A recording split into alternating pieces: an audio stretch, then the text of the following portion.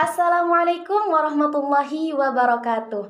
Halo teman-teman, selamat datang lagi di podcast SMK Nurul Hidayah. Hari ini spesial banget loh karena kita kedatangan tamu luar biasa yang baru saja mengisi materi MPLS di sekolah kami. Beliau adalah perwakilan dari Satbinmas Polres Bondowoso yang tadi menyampaikan materi keren banget tentang cinta NKRI dan bahaya kenakalan remaja. Langsung aja kita sapa ya. Selamat datang Pak, bagaimana kabarnya hari ini? Selamat datang, Alhamdulillah kabar baik. Boleh perkenalan dulu Pak? Baik, boleh. Nama saya Aibda Didi Santoso dari Satbinmas Polres Bondowoso. Untuk jabatannya? Jabatan, saya berada di Satbinmas Polres Bondowoso sebagai Kanit Binpolmas Satbinmas Polres Bondowoso. Nah, saya di sini nih Pak mau tanya beberapa hal ya. Karena tadi materi Bapak kan yang disampaikan luar biasa keren banget. Saya mau tanya nih Pak, kenapa sih anak muda zaman sekarang tuh harus banget punya rasa cinta terhadap NKRI? Betul sekali. Jadi anak muda harus memiliki rasa cinta terhadap NKRI. Karena apa? Jadi masa depan bangsa ini berada di tangan mereka. Jadi jangan sampai kita selaku anak muda tidak mempunyai rasa cinta terhadap NKRI. Luar biasa banget ya Pak. Berarti cinta NKRI itu harus dimulai dari diri kita sendiri dulu ya Pak? Ya, dari dalam hati kita, dalam diri kita harus memiliki rasa cinta terhadap NKRI. Jadi ada yang perlu ditanamkan dari mungkin diambil dari sekolah, kemudian dari kegiatan-kegiatan seperti tadi, kegiatan penyuluhan, terutama pada saat di MPLS seperti tadi yang kita lakukan. Nah, ngomongin soal tadi ya Pak, tadi Bapak juga menjelaskan tentang bahaya kenakalan remaja ya Pak. Nah, menurut Bapak tuh, kenapa sih anak muda zaman sekarang tuh gampang terjerumus? Banyak faktor yang membuat anak muda terjerumus ke kenakalan remaja, terutama dari dari faktor lingkungan terutama. Jadi faktor lingkungan ini sangat besar sekali pengaruhnya terhadap anak muda zaman sekarang. Kita lihat bahwa pergaulan anak muda sekarang ini terlampau bebas. Ya, benar, Pak. Perlu adanya banyak pihak untuk ikut andil dalam upaya untuk mengantisipasi adanya kenakalan remaja ini. Demikian. Jadi sebenarnya tuh remaja tuh punya potensi yang hebat ya Pak, tapi harus diarahkan ke jalan yang benar dulu ya Pak. Betul sekali. Jadi setiap remaja kami rasa memiliki potensi yang berbeda-beda. Jangan sampai kita selaku, apalagi di keluarga, kita sebagai orang tua tidak boleh memaksakan satu keinginan kita kepada anak kita sebelum kita tahu bahwa potensi anak kita ini ada di mana. Jadi orang tua pun sangat berperan terhadap masa depan putra-putri kita. Jangan sampai kita memaksakan. Setuju banget Pak. Nah, berikutnya saya mau tanya nih, apa sih kesan Bapak terhadap sekolah kami ini? Pertama kali saya masuk ke sini, saya melihat di sini adik-adik, jadi siswa dari Nurul Hidayah ini sangat respect sekali kepada kami. Terlihat dari pintu masuk, adik-adik ini sangat menghormati. Saya rasa tidak hanya kepada kami pihak kepolisian, jadi sangat menghormati. Mereka saling menyapa, kemudian menunjukkan sikap hormatnya kepada tamu yang hadir ke sekolah ini. Demikian. Yang terakhir nih Pak, boleh dong kasih pesan khusus buat teman-teman yang lagi semangat-semangatnya ngikutin MPLS dan siap menyambut tahun ajaran baru. Baik, untuk siswa yang mengikuti MPLS, kami berpesan tetap semangat, ikuti bimbingan dari pendamping, dari guru-guru, dan ikuti kegiatan dari awal sampai akhir. Kemudian untuk siswa-siswa yang lain, kami harapkan masa depan bangsa ini berada di pundak kalian. Benar. Jadi tetap semangat belajar, ikuti arahan dan petunjuk dari Bapak dan Ibu guru. Terima kasih Bapak karena sudah meluangkan waktunya.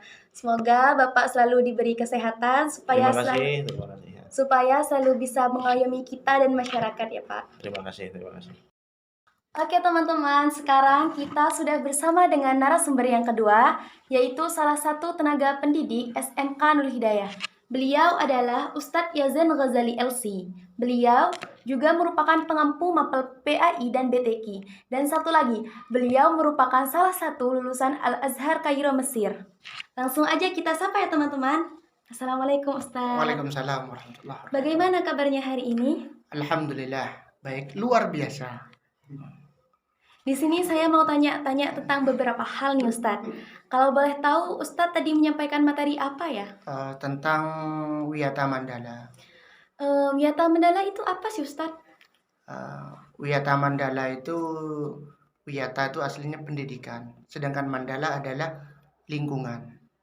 Jadi ketika digabung, Wiyata Mandala adalah menjadikan sekolah sebagai lingkungan untuk pendidikan. Berarti tentang pengenalan sekolah ini ya Ustadz?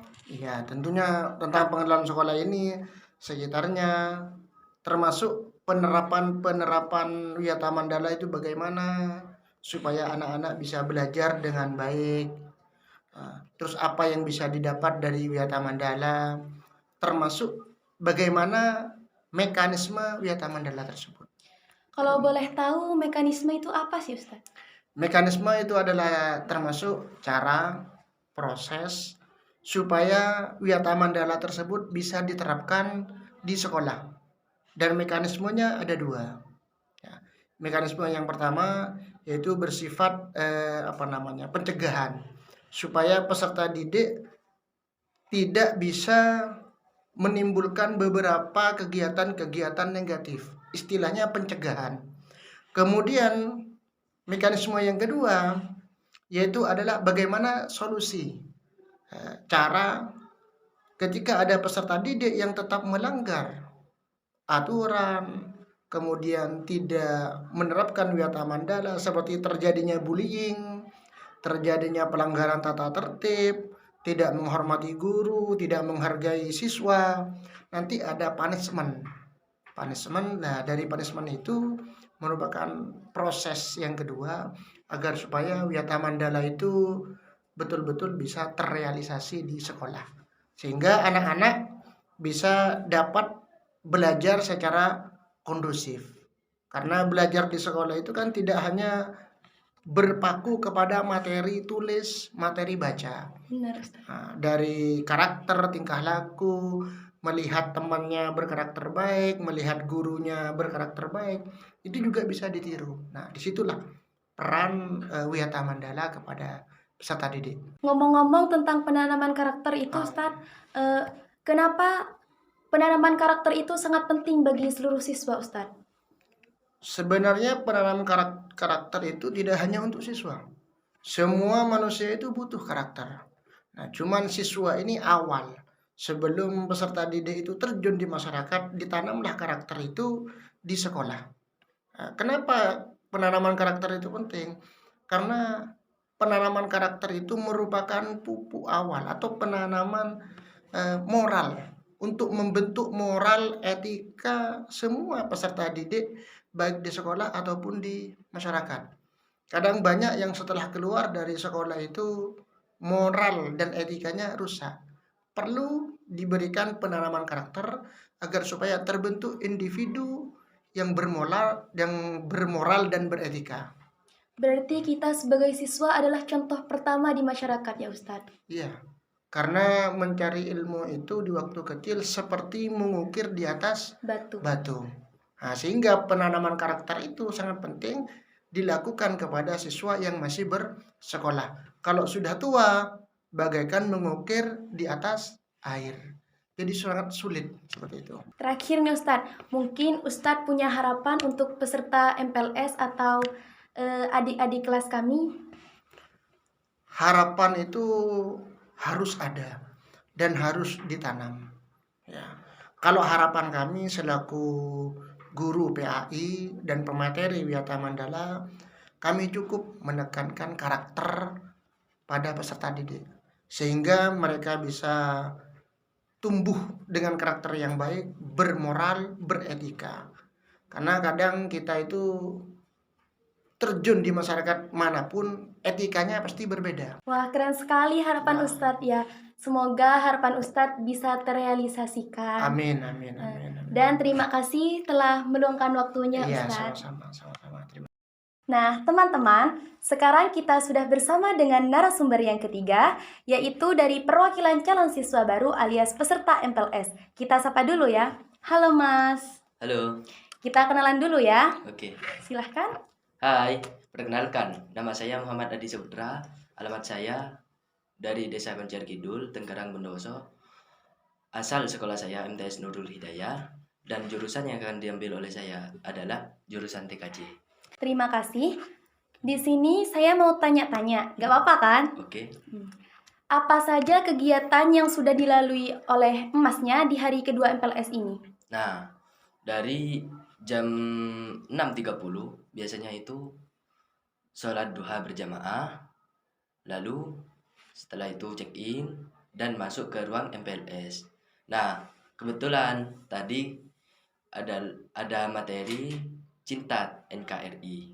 Nah, kebetulan juga tadi kedatangan dari Bitmas Polres Bondowoso 2 orang dan 1 Babin Kaptitmas Koncer Kidul.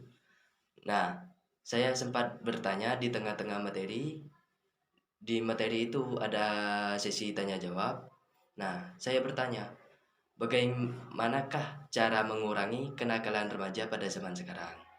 Nah, jawabannya cuma 2, yaitu sholat 5 waktu dan pintar-pintar memilih teman. Oke. Bagaimana perasaan Mas Adi setelah mengikuti kegiatan MPLS selama dua hari ini? Kalau perasaan jujur, seneng, bahagia, happy. Oke. Kalau boleh tahu, setelah 2 hari MPLS di SMK Nudaya, Mas Adi dapat pelajaran apa nih? Kalau di MTS Nurul Hidayah sih biasanya dapat pelajaran di 5S, yaitu senyum, sapa, salam, sopan, santun. Nah, tapi di SMK ini beda, lebih dari 5S, yaitu ramah, disambut oleh pendamping di pagi hari itu ramah, sopan, santun, ya itu dah. Ngomong-ngomong, tujuan awal Mas Adi masuk SMK Nurul Hidayah ini karena apa? Ya karena memuaskan fasilitasnya di sini. Alhamdulillah. Ya. Terus selain fasilitas, boleh tahu apa aja? Jurusan ada yang diminati. Selain itu? Gurunya juga ramah di sini. Terakhir nih Mas, Ya. apa harapan Mas Adi untuk SMK Nurul Hidayah ini? Semoga SMK Nurul Hidayah ini semakin berkembang dengan lebih baik, semakin maju, dan fasilitas semakin membaik. Amin, amin. Terima kasih Mas sudah meluangkan Sama-sama. waktunya. Ya, sama-sama. Semoga betah di SMK Nurul Hidayah Amin, sampai amin. lulus. Ya. Oke teman-teman, sekarang kita sudah bersama dengan narasumber yang keempat. Ini dia nih perwakilan dari pengurus OSIS SMK Nurul Hidayah. Kita sapa dulu ya Mbak OSIS yang cantik ini. Halo Mbak, kenalan dulu dong. Hai, saya Sabina Aulia Faradila dari kelas 12 TJKT. Gini Mbak, saya nih mau tanya-tanya ya. Apa saja kegiatan yang sudah dilalui oleh Mbak Farah di hari kedua MPLS ini? Sudah berhasil dengan diawali sholat duha. Materi pertama kita kedatangan tamu spesial dari Satbinmas Polres Bondowoso dan Babin Kantipnas Desa Koncer Kidul, Tenggarang, Bondowoso, dan diakhiri evaluasi panitia. Bagaimana nih perasaan Mbak Farah setelah 2 hari mengikuti kegiatan MPLS? Senang banget, anak-anak pada aktif, semangat juga, dan teman-teman panitia menjalankan tugasnya dengan baik. Alhamdulillah ya, saya juga semangat dari tadi. Apa tantangan terbesar Mbak Farah ketika menghadapi adik-adik baru kita? Tantangannya tuh kegiatan tetap menyenangkan, tetap disiplin, kita harus sabar, menghadapi adik-adik ya yang baru kita kenal juga. Nah, kita harus menjadi teladan juga buat mereka. Harus banget itu Mbak. Nah terakhir nih Mbak, apa pesan Mbak Farah buat adik-adik kita yang lagi MPLS? Jangan ragu bertanya, jangan takut mencoba, tetap semangat dan nikmati prosesnya. Alhamdulillah. Terima kasih Mbak Farah sudah meluangkan waktunya. Tetap sehat dan selalu semangat ya. Oke teman-teman, itu dia perbincangan kita hari ini. Sampai jumpa di episode selanjutnya. Saya Lailatul Karimah pamit undur diri. Assalamualaikum warahmatullahi wabarakatuh.